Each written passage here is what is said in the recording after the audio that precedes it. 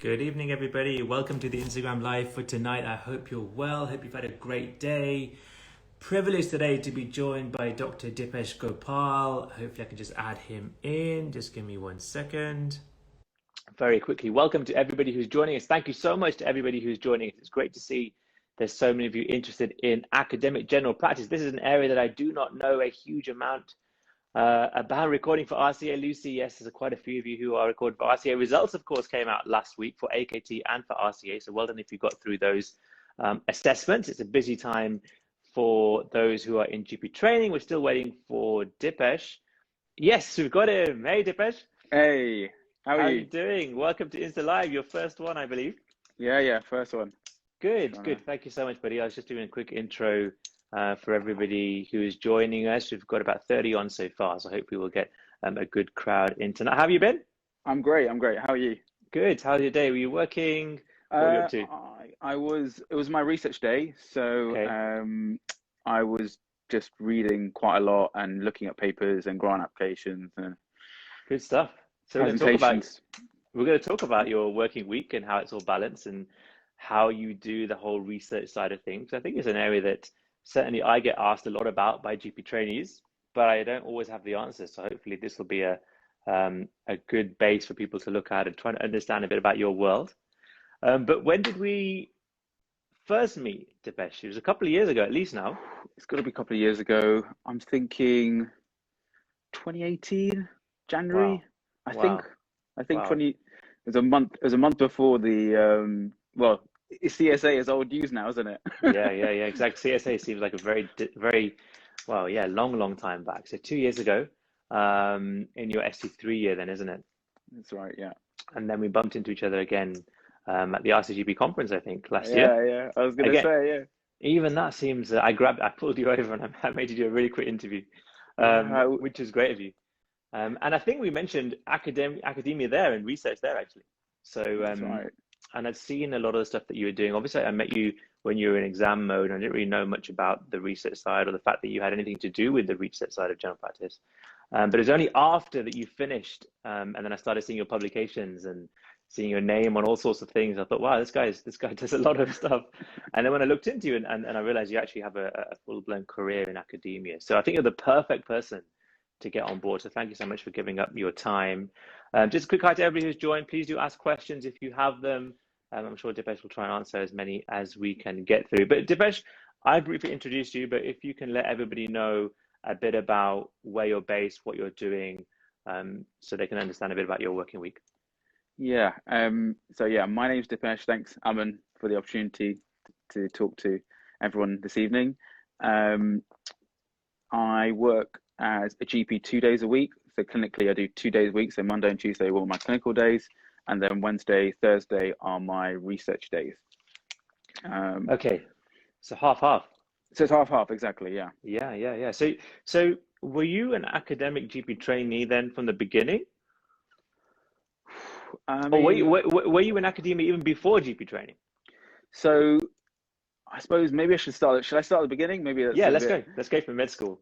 So basically, I think it was after I intercalated. I did intercalation at King's in physiology, and I realized I liked the research part of it, but I didn't really like the cellular based aspect. I like the clinical part of research, but not the cellular based stuff.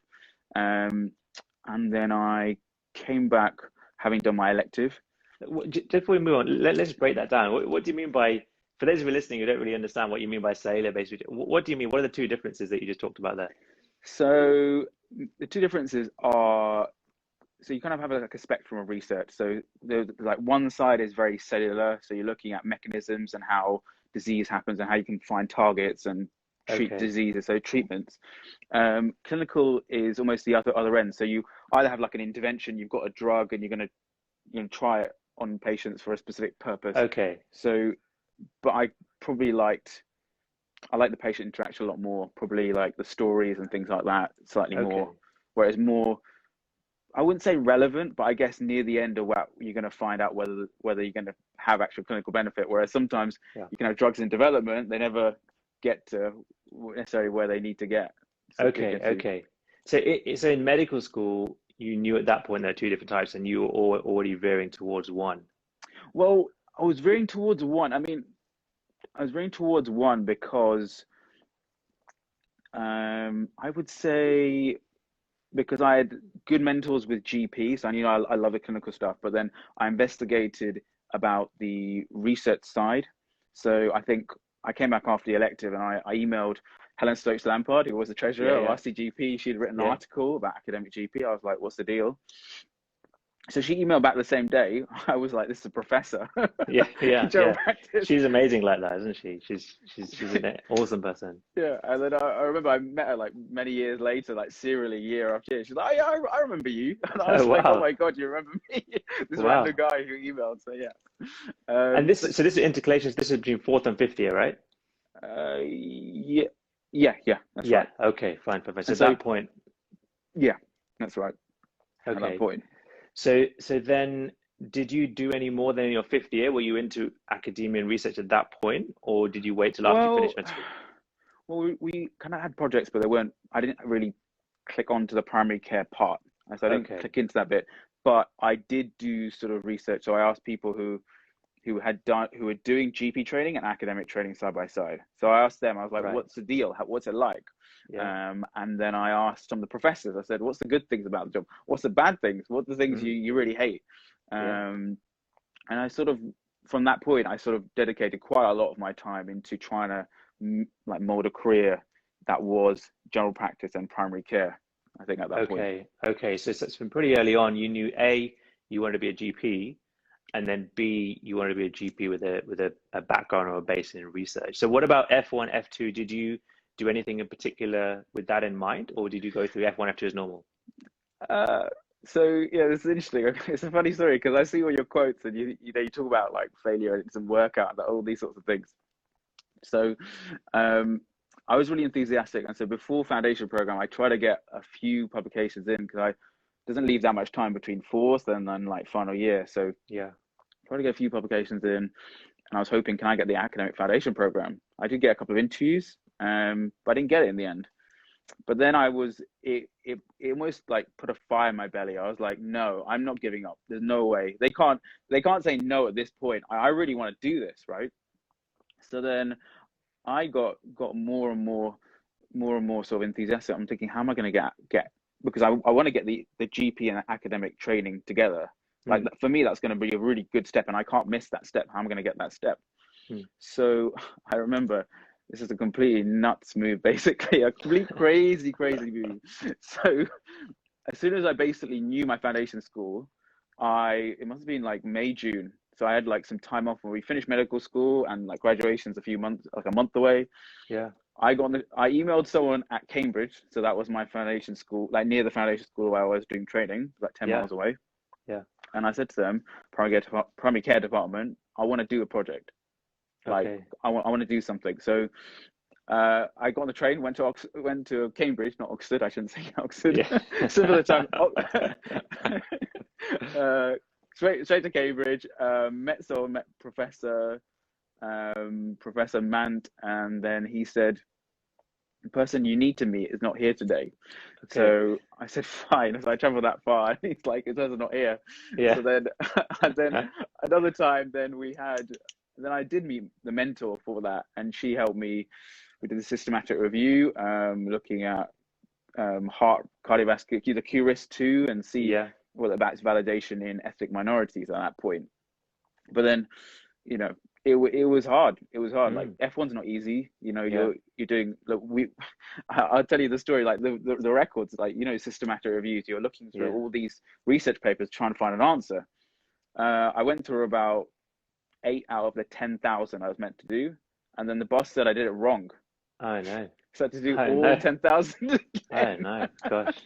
Gosh. So, but I mean, the good thing is that by the time I got to the beginning of F2, I was ready to apply, and I had some work that I was able to present at conference, and I had a few things that were cooking away, and they were ready. Okay. So for the application, so when I got to the application, I was ready, and I said, I didn't have an AFP, but this is the fire that I have. I really wanted this career. I did it in my spare time. Like I didn't have any dedicated time like some of the people who do the academic foundation program. So Yeah. Yeah. So So yeah. that's important. That's interesting. So, I mean, that's a really good point straight up that if you want to do academic general practice and be a GP trainee in academia, you do not have to have done an academic foundation Oh, program. Although 100%. I guess it helps, Mm. but you've just proven that it doesn't have to be. And like you said, the failure of not getting it didn't turn your career back on its head, No, no. which is good, which is really, really good. But do most people do a foundation academic program then if they're going to do academia? Is that something that's quite normal? Or do a lot of GP trainees start their academic journey in GP training itself? What's the Um, split? it's actually hard, actually. I don't have any statistics for you. Actually, I don't know. There are some people who have definitely, these are sort of the high people, got lots and lots of publication. They enter academic foundation program and they go straight to academic GP training and they go through. Right, However, right. you do get some people who've done a previous degree. Some of them have got PhDs already. Yeah. So they're sort of already built for the pathway. Then you get Okay. some people who maybe like me, I didn't get the academic foundation program going through. And you can actually you don't have to have got the academic GP training program from the beginning. So Right. there's an ST3 entry for some places. So you Ah, need to okay. look into that basically. So some people do enter late, but Mm. I don't really believe that there is anything too late. Yeah, yeah, yeah. Even after you train, I guess you can jump into it, I guess, at some point. But so I didn't realize you can actually enter at 2 points, ST1 and then ST3.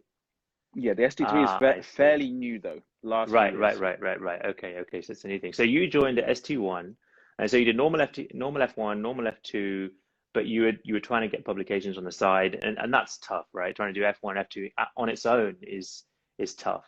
And then it sounds like you were doing a lot of other stuff trying to, because you had this vision of this is where I want to go, and you fought for it, right? You pushed for it, and you put yourself in a position that I guess meant that they couldn't say no when you reapplied for GP training program. Is that That's fair to right. say?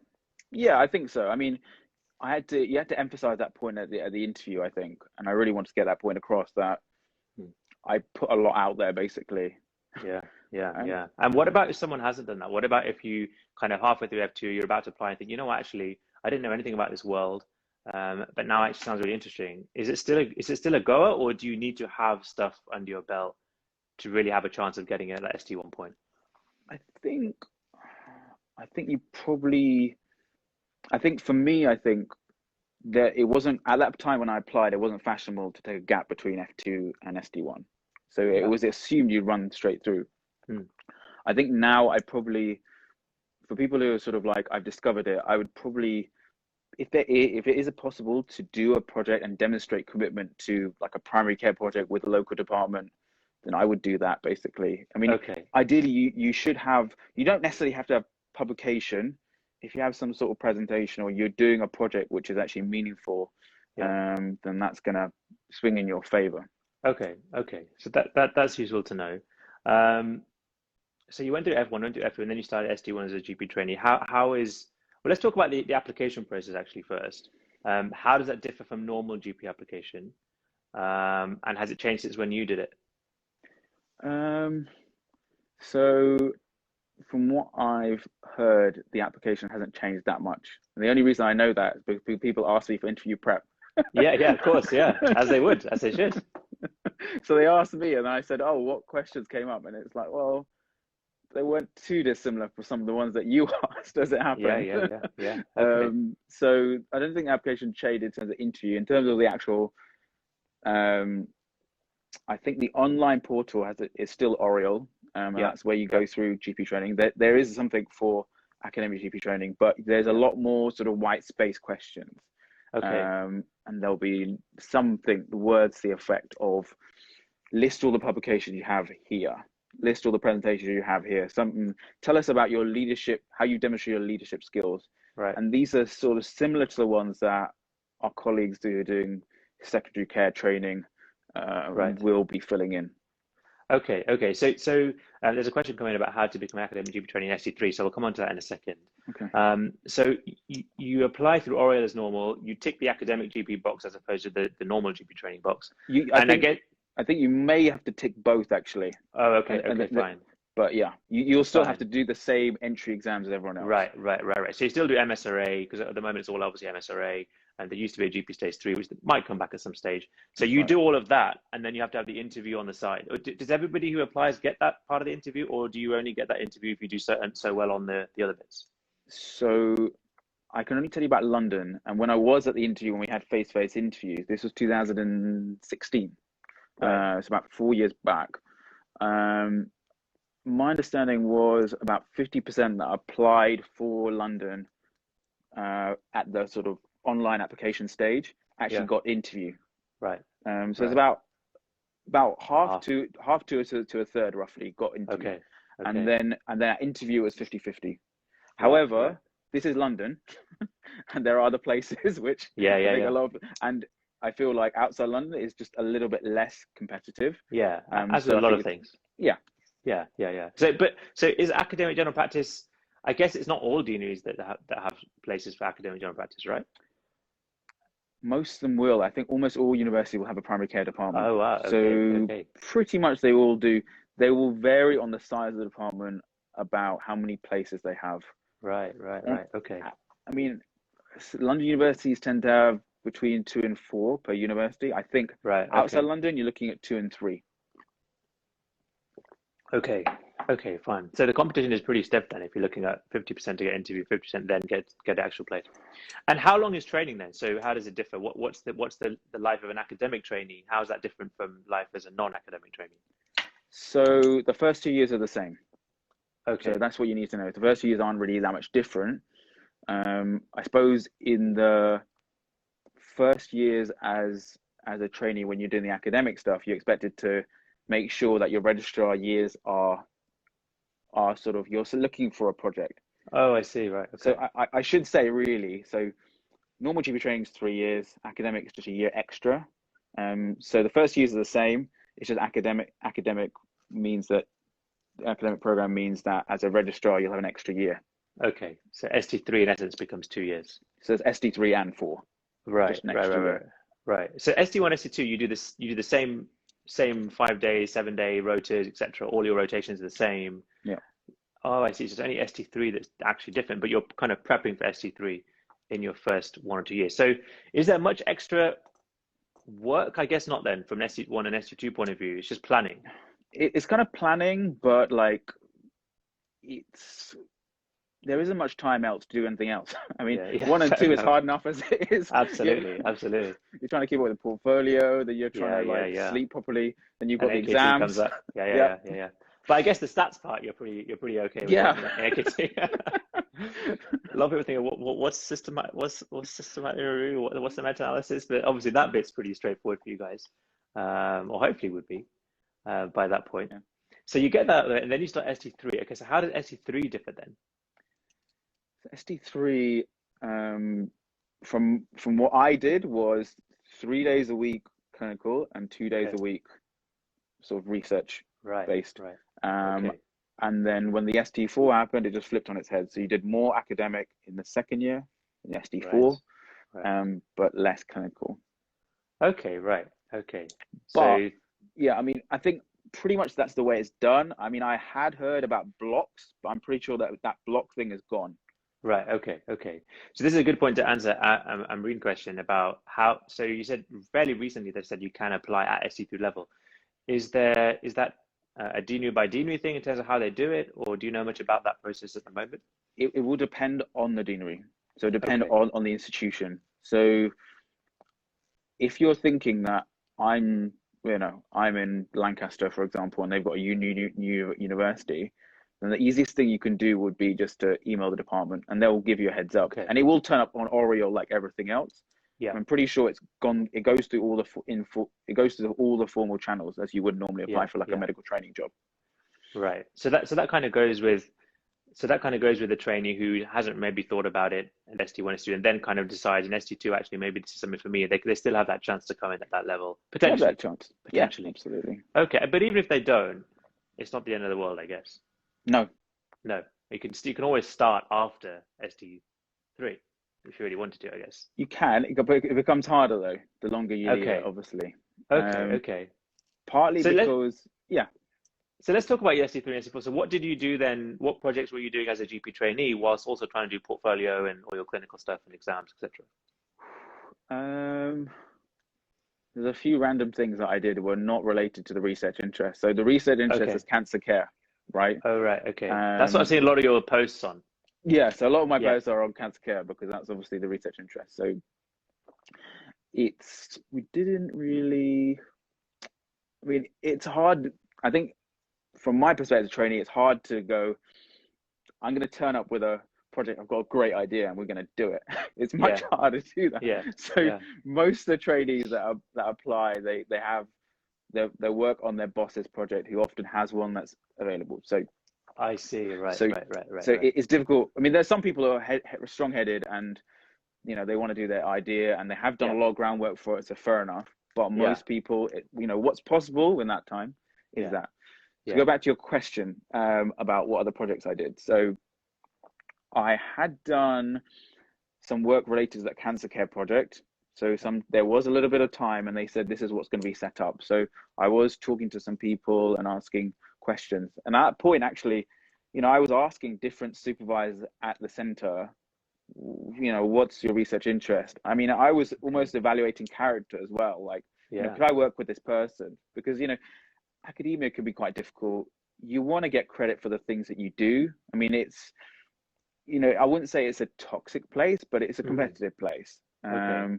And you will get people who may leave your name off the publication when you have done the hard work. And you Right. want to be able to, you're working with this person, aren't you? So it's a relationship, it's a working relationship, and you want to get credit. So Yeah. Yeah. part of that time was asking around and talking to people and going, I can work with this person.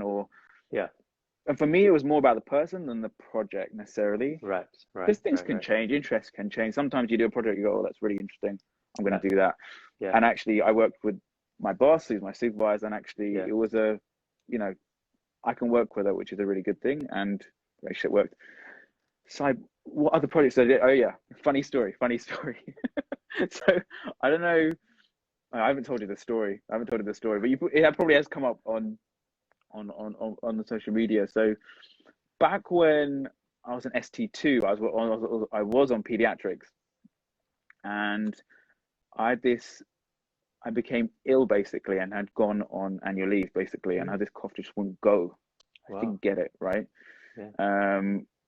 And I thought, this is an upper respiratory tract infection, isn't it? It's just, you never try and diagnose yourself, but you try and think, what, this is not a problem, I'll shake it off. It didn't go.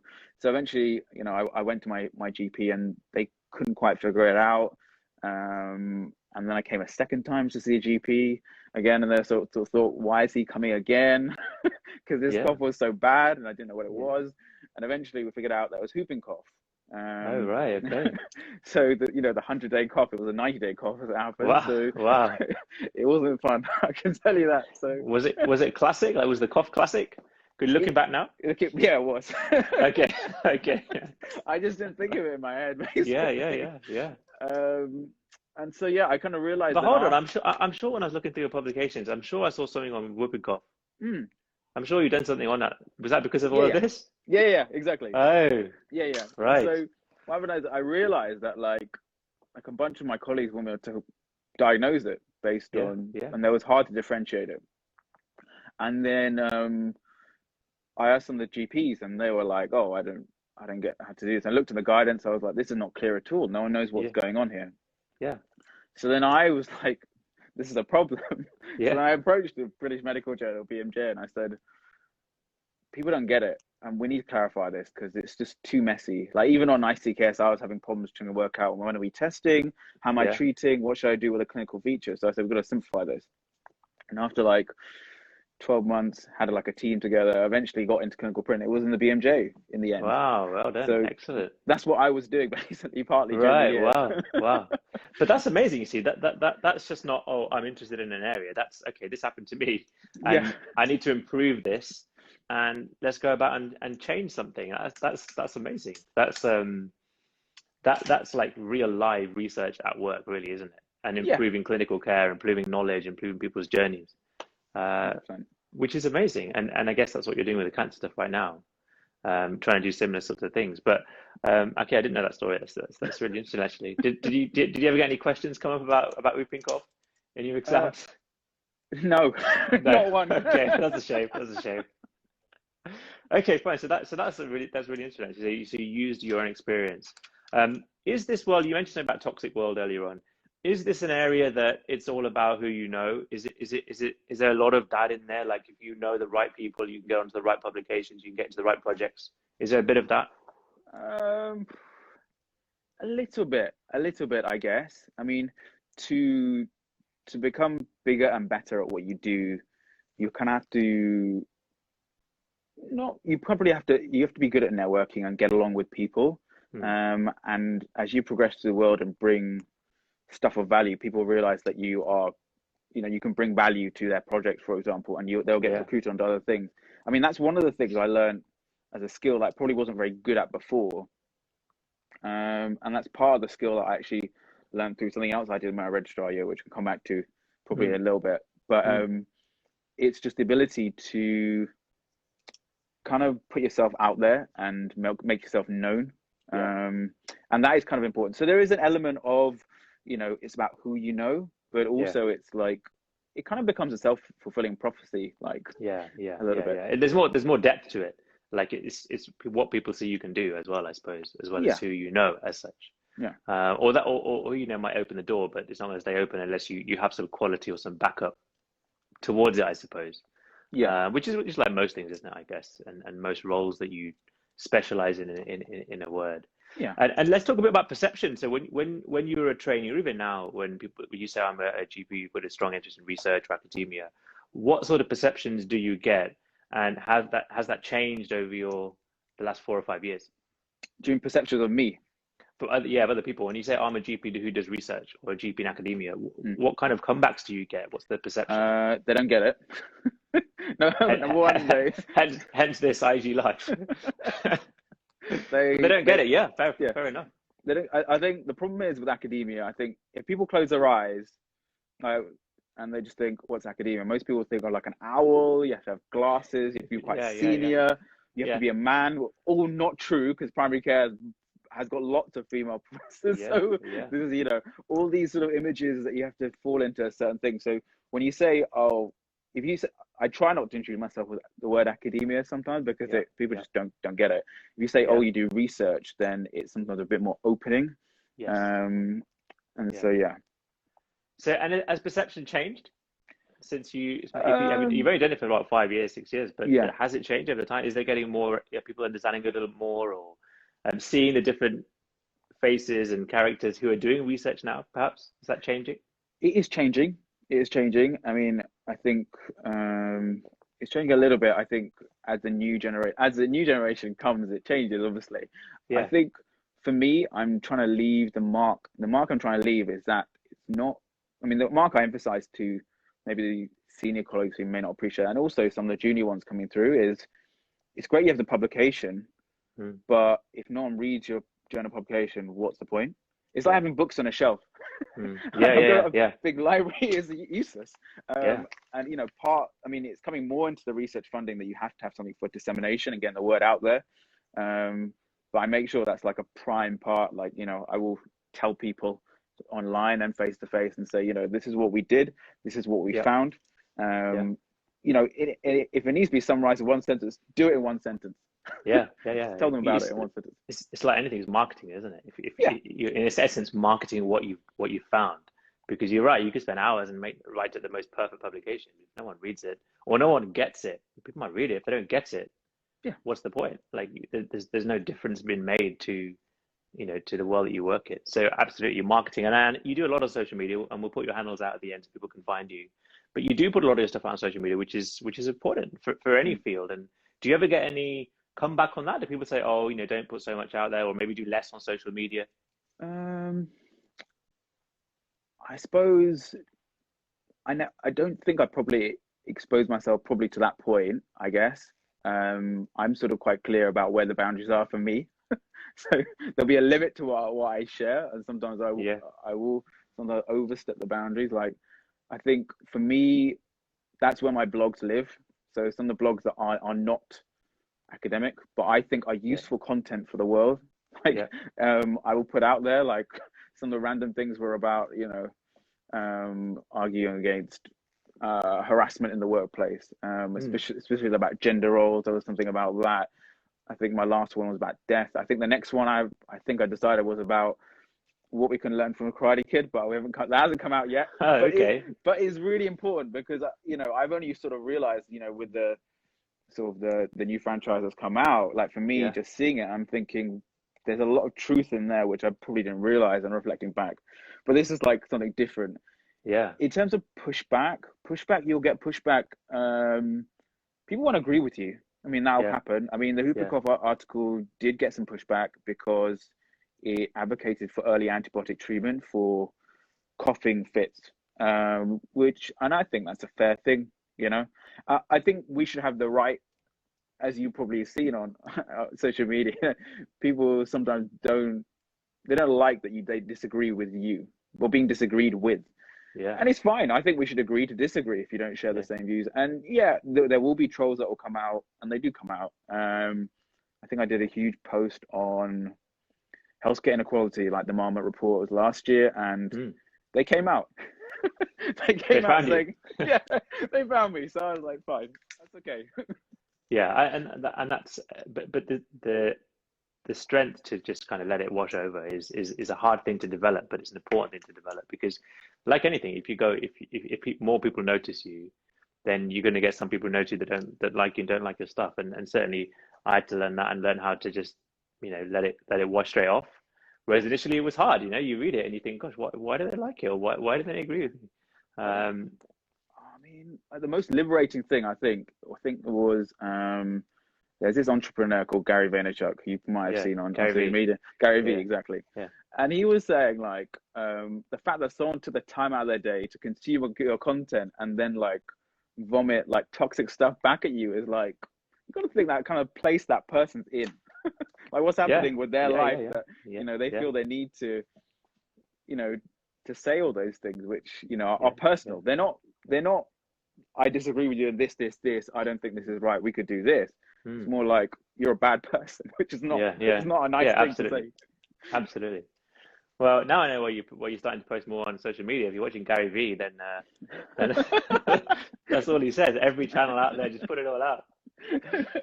No, good stuff, good stuff. And that's important to talk about because people see the good things about everything, right? And people have got hundreds of publications, etc. Think, wow, look at them. But they've been through some tough times and they've been through stuff that hasn't worked and they've been through mistakes.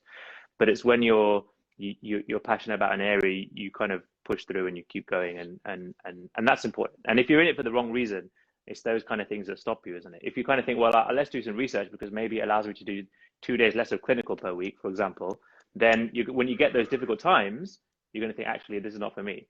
Whereas if Yeah, you're in it because you really enjoy it, then you'll walk over those things when they come, and inevitably come.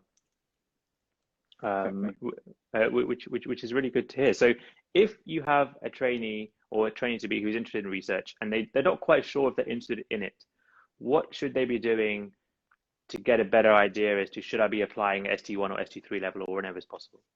What Um, would you suggest? I think they just need to contact the local primary care research department. Like every medical school will Okay. have it. I mean, there should be one nearby. If it's not a problem. Just send them a cold email. Um, even this time, like you can't go have coffee with anyone, so send Yeah, them a yeah, cold email. It's fine, and then book a time to chat and say, I'm interested in a career with research in primary care. I'm not sure if it's for me. Could I talk to you about it? And they'll have a video chat. They'll be happy to. I mean, yeah, everyone people will make time for that kind of thing, and you kind of want to choose a few people. So like a professor will have who's done many years will have a very different perspective for someone who's doing or done their PhD compared to someone yes, who's just a GP who's on the academic program now, yeah, GP trainee yeah, who's on the academic program now. yeah. So you want to So, get a so, range of views. so make contact, shout out, as you're saying. Don't be afraid to just send out an email or ping somebody because if you ping 10 people, you'll get two or three come back to you, isn't it? Well, I think Um, I think a lot of them will. I'll be honest with you. I that's think a good. lot of people. I mean, there'll be a. I think almost all people that I'd emailed had come back. Okay, Um, amazing. I suppose that yeah. I mean, the other step is after you talk to them, you kind of want to be able to do some sort of project with them. or you want to be involved in some sort of writing, publication, or some thought piece with them, just have a flavor of like, what am I doing with this? Mm. What kind of skills do I need to have? Do I like the challenge? Do I like all this writing, going through revisions? Because, do I like submitting to a journal? What's that like? How Yeah, long is it yeah, taking? I'm going through, when you submit, I think a lot of people say, you see this really shiny journal article at the end, but actually, the thought that goes behind it from the start to actually coming out, there's a long journey. So either it's an idea you've got, and then it goes through, like, you write it down with some other people, then you just about agree on what you do. You send it to the journal, they send it out to some peer reviewers, so other people who look at it, and then that's what they're like, the fabled reviewer too, who just tears yeah. it to pieces and, like, Right. Yeah. hundreds of words of just saying, this is wrong, this is wrong, this is Wow. wrong, don't agree, don't agree, don't agree, don't agree. You might get a review who goes, this is really, really good, I Yeah. like this. So you think, Yeah. like, one person says it's really good, the other Yeah. person says it's Yeah. really bad. Now Wow. it's odd. So, and then you have to answer those things, and then Yeah. once they Yeah. agree, and then it goes in, and then it gets to the journal. Like, So it it's a can take long some process. time. So Yeah. it can be a long process, but, like, for me and a lot of the academic people, we enjoy the process. Mm. We see it as, it's trying, but actually Yeah. the end Yeah. product is important, because Yeah. we need to change the way we do practice. That's what research Yeah. is about. Absolutely. Absolutely. Is it a competitive world? Like, is it like, how many publications have you got, and I need to get to this many number, or this person's got more than me? Like, is it a Uh, competitive world generally? it can be a competitive world depending on where you see it. Okay. So, but ultimately, the metrics become more important the higher you go up. Right. That's what I would Right. say. So, at a certain level of lecturer and professorship, that there will be numbers that your university will require, like how much at the moment, that is right now, like Yeah. funding. How much funding are you bringing in? What research are you doing? What Yeah. value are you providing to the department? Is it teaching you're doing and that's providing value, or you're doing a lot more research? So Ah, it okay. becomes more scrutinized as you go up. At the moment, for me, at the moment, it's not making. They're not. People aren't. At least I don't know. They might be Yeah. counting. I think Yeah. my fund is counting for this fellowship at the moment. Okay. But Okay. so they want to see that I'm not twiddling my thumbs. But Yeah. Yeah. Yeah. Yeah. Yeah. yeah. And I looked at your list, and you've already got a very decent list, haven't you? Building across a huge variety of areas. We talked about pertussis, racism. You've done quite a lot about COVID, obviously cancer care, stuff on social media. Um, all areas that interest you primarily first, and then you looked into more, or areas that people said, actually, you know what? Why don't you do something on this because it's important? What's the balance of between personal interest and what you think people need to know? I think if I think it's important and it hasn't really been done, and I've got a new viewpoint or a new area where I can explore that area, then I will go for it. Okay. Balance wise, sometimes primary research can be clunky and it takes a while. Like I'm happy to share. Like last year, we had 3 grant applications that went in, and all of them didn't go at all. Wow. So, Wow. and they took a long time to do, like a long, long Right. time, but they all went straight in the bin. Wow. So, um, but I That's think, crazy.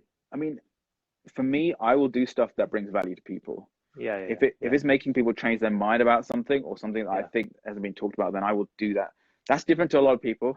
Some Mm, people will mm, happily, stay in their lane, or mm. happily just only explore their research topic. But for me, I'm just thinking, what do I want to leave for Yeah. this? Yeah. Yeah. Or Yeah. like, what kind of legacy do I want to leave? And Yeah.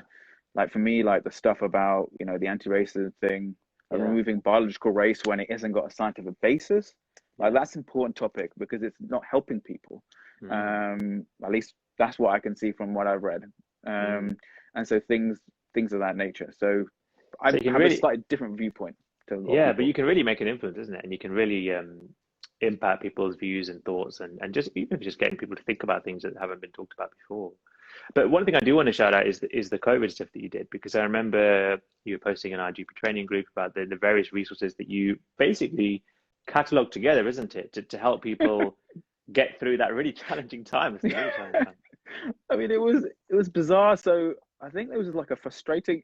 I think a lot of the things I think that where I really want to make the change are often like just frustrations that I've had basically. Yeah. So like the thing with the COVID stuff that happened. So like March, April, I joined all these like WhatsApp groups. I was in these WhatsApp groups, and it was being drip fed. Like get like 400 notifications a day. Like sometimes the same stuff of this guidance changed, this has changed, this hasn't changed. And I just couldn't believe it. I'm like, I don't even know where to start with the stuff. I'm not taking any of it in because there's too much of it. And none of it's organized in a way I can understand. So then I just became really frustrated. And I just spent like, you know, many weekends basically, and then like a couple of long nights, like formatting this really long blog document, which had like, how do we keep staff safe? How do we video consult quickly? And obviously some of your stuff was in there, the video consulting stuff that you did. I didn't even know that. Yeah, it was your stuff. You know, Trisha Greenhouse stuff, about remote consulting, the Royal Colleges stuff. How do we as healthcare professionals, what support is there out there for us as primary healthcare professionals? How are we going to adapt primary care? And then there was like some don't give up messages at the end, because obviously it's been a hard year for the whole world. And is that updated? Is that still, I guess that's still being used now, but are you adding stuff to it still? I haven't updated it since August, but I don't think the guidance has changed for a lot. So there has been a few things that haven't actually changed that much, my understanding. So I think some of the stuff was about, can we nebulize and use spirometry? And no one has actually said it's safe yet. So I haven't actually. So it's still being used though, but I guess it's still being used. It's still being used. I haven't updated some of the recent like infographics about you know, rooms and stuff, but because I haven't felt really good to, but probably should. And that's a really important point, because what you essence said there is that you realized there was an issue where you found it was more challenging to find what you needed, and rather than just moan about it and think, well, you know, I wish someone had done this, you just jumped in and did it, and you saw a need basically, and you filled the gap, and it made people's lives a lot easier. And I think that's synonymizes what a lot of people do in a lot of fields. That's what we do when we see that people are struggling to prepare for a certain time, don't have a time to revise or whatever. We produce audiobooks, for example. So it's just seeing that gap and thinking, how can we fill it? And it sounds like with that COVID thing, that's what you did perfectly, because it was needed at that time. Like you said, there's things being pinged around left, right, center. I mean, it wasn't like I was going to get anything from it. I mean, it was going to be useful for me, but I was like, I'm not going to get publication from it. Like, not research. It's going to bring value to people. Like, hopefully, make everyone's lives easier so we can get through this thing safely for everyone. So, Well, it made a huge difference. And you could just see by the amount of times it was shared. I mean, it was just, I kept seeing it retweet. And so clearly it was having an impact, which is great. But I want to fast forward a little bit, because you kind of detoured. I want to talk about, you finished GP training then. So you got all your exams out of the way, you finished it all off. And now you're a GP. You've been a GP since when, Dipesh? 2019. Okay. So, and what does that look like now for you? Like the world of, so you became a GP. Had you planned what you were going to do well in advance from a research point of view? And what does your week look like now? So you mentioned this already, I think. Yeah. I mean, I think the plan was, from academic training, was to go straight into the fellowship. So the fellowship that helped me do, which is like a pre-PhD fellowship. So give me some time to build up an idea so I can actually do a PhD. And in the academic world, once you have a PhD, it's much easier to get by. You can't really, it's hard to progress without a PhD. But when people talk about PhD, I should clarify this. PhD, a lot of people think, oh, it's a lot of hard work. But if it's the area that you want to do and it's the research idea that you find is going to bring value to people, then it's fine. And a lot of times with these PhD fellowships, you get paid a clinical salary which is equivalent to your clinical colleagues. So probably that's the first thing I should say. So I think a lot of people think, you know, you're a teacher, you're not going to get paid. And you're going to get paid for doing nothing, basically. The other thing is, if we bring it back, is I applied. So 2000, I was ST4, so running into summer 2019. And but at that point, I didn't get the fellowship. So, you know, for me, I knew there was about 50%, 1 in 3 chance of me getting it. I didn't get it. So it completely, I was upset. I mean, like anyone would be, because I felt like I'd given a lot to it, and I gave what I thought was my best, basically. So then I had to just think on the fly and think, what am I going to do, right? So I've got to work. I've got to work. I had a crisis of identity. Like, am I going to do academia long term? Because I felt like, oh my God, am I right for it now? Like at this level? Yeah. Then the other thing was, the plan had been to do 2 days clinical and 2 days research, but I can't do that. There's no research funding. So Mm. instead, what I did at that time was, I'm going to make myself use the opportunity to become a better clinician. So I did 3 days of GP Yeah. at my training practice, and I did sort of one day where I thought through my research ideas, Okay. and tried to develop them. And part of the process was going through the old application, which was really painful. Mm. Um, like the late Kobe Bryant, I think, had this interview basically, and it was one of the things that sort of triggered for me before he passed. Actually, Mm. there's one thing he was saying. He was saying how after every game he watched all the footage back, every single game, not just the Yeah. touches he did. He watched every single game, and he Yeah. learned about looking at the detail. But he was saying, like, when you lose, you've got to watch it back. You Yeah. got to watch Even the more. game footage back. Yeah, Yeah. he was Yeah. Yeah. saying, and so we're looking back to, and it was painful as hell. People were going through the application, like, trusted people who were friends, and they just went and tore it to shreds. They said, Wow. this paragraph wasn't good. This is why you Yeah. didn't get the fellowship. You need to Right. do this. This is the idea you need to do. You need to think about how you're going to do this. This is not Yeah. okay. This is Yeah. supervision. You need to look at this. And so blow by blow, it was painful. And well, I got it this year, or Yeah. last year, but But it's not. how much did you learn from that? And if you hadn't gone through that process, and you would have scraped into the fellowship, for example, um, all that opportunity would have gone in terms of Oh, it would have been bad. benefiting. Yeah. It would have been bad. I mean, the research it wasn't good enough, no question. Ah, I look back okay. on it and I think it wasn't good enough. It wasn't strong enough, and it needed to be better. And actually, what I would have done in the fellowship would have spent a year trying to, do something that wasn't going to work, Yeah. Yeah. Yeah. and that would have And been a problem. and in hindsight, the amount that you learned by not getting through, just by understanding probably a bit more about how to do these things and what's right, what's wrong, it's probably going to stay with you for life. And is an important example of, if you're not passionate about something, when the obstacle comes, you're going to drop it. Like Yeah, you mentioned, even with your passion to go into academia, you were questioning whether I need to do academia long term. So if you yeah, haven't got that burning desire in the first place, it's probably not the thing to jump into, I presume. yeah. I mean, it goes with everything, really, isn't it? Like the academia stuff is, I could happily spend like my weekends and my free time like looking through stuff. I don't consciously. Sometimes I do, Mm, sometimes I don't. But try and have that balance right. But yeah, for me, it doesn't feel like work. yeah, Like, because I enjoy it so much. I can see that I'm going to try and change the world in one way. This is going to benefit a lot of people. We're going to change the way we do medicine. So for me, I'm like, it doesn't feel too much like work. Obviously, I'm yeah, not saying that you should work for free. I'm yeah, yeah, saying yeah, that yeah, ideally yeah, you should, ideally you want to bring value. It should be something you like, something the world needs, and something you can get paid for. If it can get paid for, it's great, isn't it? yeah. But if you do something to a certain level, you will get paid anyway. Yeah. That's just, you've got to trust that back a little bit. But that's really interesting. So now it's 2 days, 2 days. And where are you in, say, 5 years? Like, what are you going to be doing? Are you going to be pushing more towards academia side, or doing less clinical? Or how do you see it progressing? I mean, most academics push to more academia, more research time, and less clinical. Hmm. And that's just the way it goes. I think we don't know what's going to happen. I mean, I'm in the pre-PhD stage. I'm looking to apply for a PhD, like a lot of my colleagues at the same level, looking to apply for a PhD. And hopefully, we don't know how it's going to turn out, but hopefully Hmm.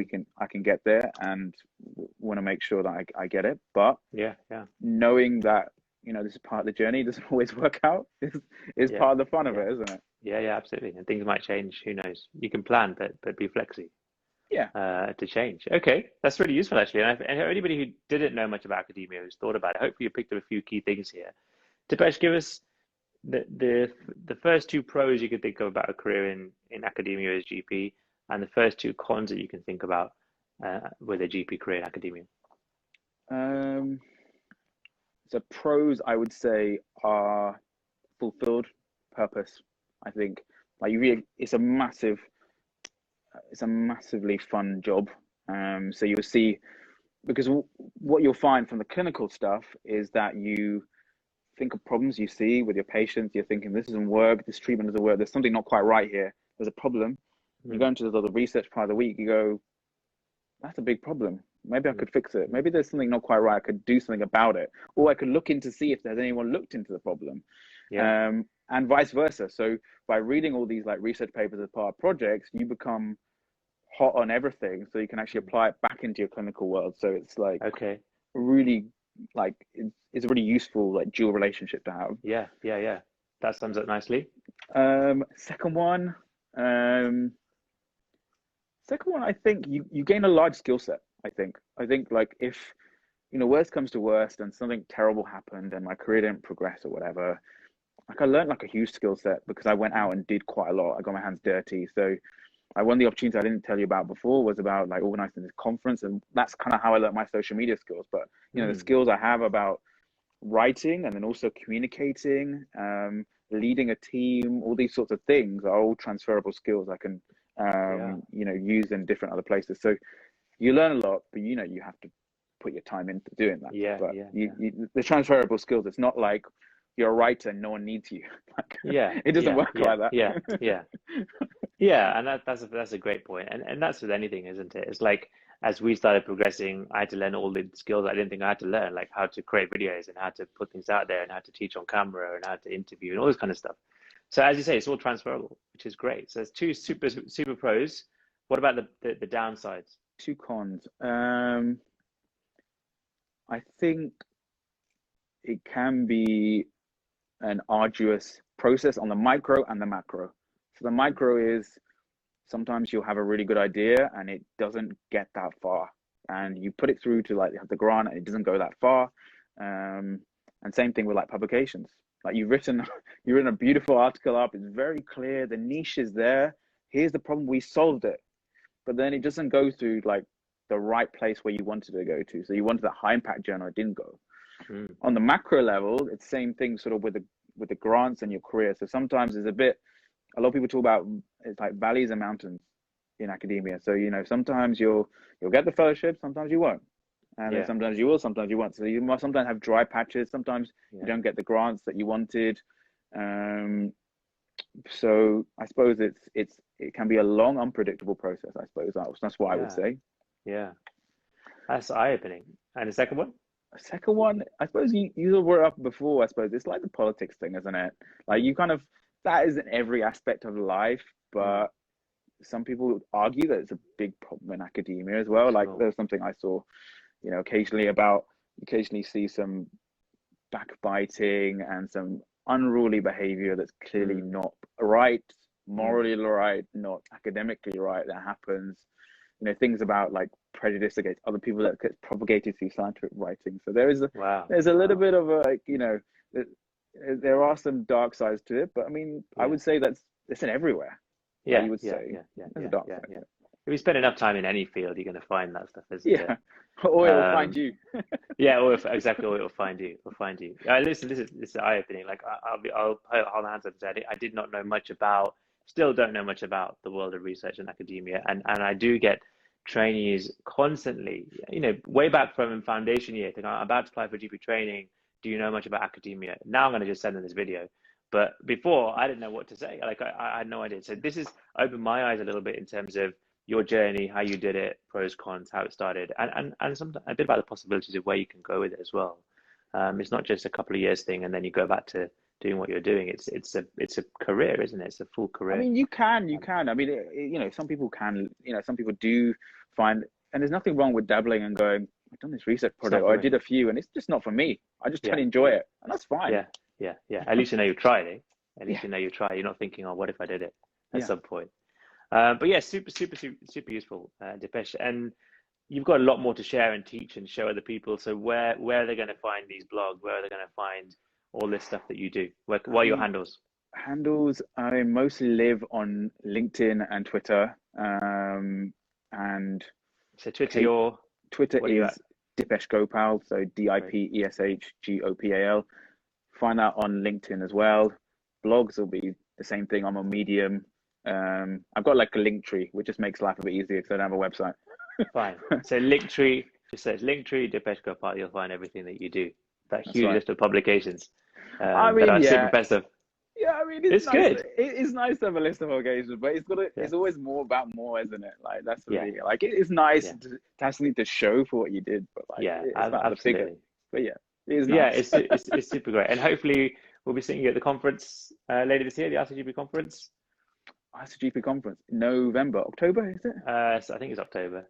I don't know. Is Yeah. it face to face? I don't even Well, know. it's face to face. So if I get you, I'm going to Ooh, grab you on the video again. yeah. I mean, We'll do we another got quick interview. we got to divide the time because I was rushing off to that workshop. I literally had like Yeah. 2 minutes, so they said if you're late, you run late. And even then, we came early. We still overran, but we'll have some No, proper time hopefully. it was good fun. It was great to catch up. And for those of you who don't know us, if it's the first time you're seeing us today, firstly, Insta as well. Follow Dipesh on Insta. I know you don't do too much on Instagram, Don't do too but much. you can start now. Now you're going to have lots of new people know you on Insta. So hopefully I you can. can do, but like, there's just you kind of think that publication is so hard, isn't it? Trying to you're trying to capture something in a picture, but sometimes it's just like long, it's written word. Yeah. It's Yeah. kind No, of I hard. get that. I get that. That's a fair I point. mean, that's why I try and do like YouTube stuff as well if I can, like Yes. putting lectures up if I can. That I feel like Yeah. the longer content is better for me. I think. Yeah. No, I could put that on Insta. You're right. Could put it on Insta. you should do. You're You right. should put something on. But this has been super. And for those of you who don't know us, guys, we are Aurora Medical Education, and we do training from PLAB through to medical school, through to MSRA, through to GP training. And that's how we met Dipesh. So if you are watching this, then you can have 10% off anything on our website. Just use the coupon Aurora Insta10, ARORAINSTA10, and you can get 10% off anything on the website. But listen, Dipesh, you've been amazing, super value in this interview, and hopefully people can take a lot out of it. If we get any questions or come back that come to me, can I forward them on to you or get in touch to get some answers? Absolutely fine. No problem. It's been a pleasure. Brilliant. Thanks so much, buddy. And we'll catch up very soon. All right then. Take care. Cool. Take care, Dipesh. Bye. Bye. Bye.